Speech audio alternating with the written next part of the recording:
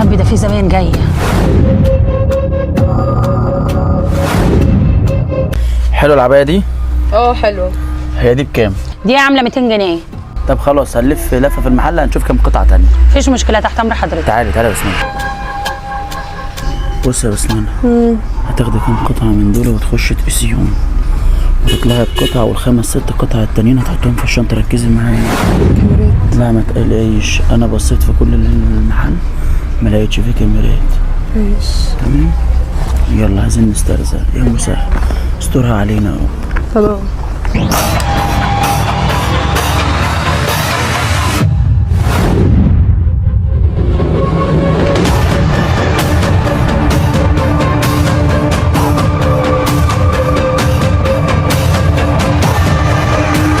ما عجبتكيش حاجه يا حبيبتي؟ لا هم حلوين بس انا سبتهم جوه في البروف عشان مش مناسبين معايا بقى. خلاص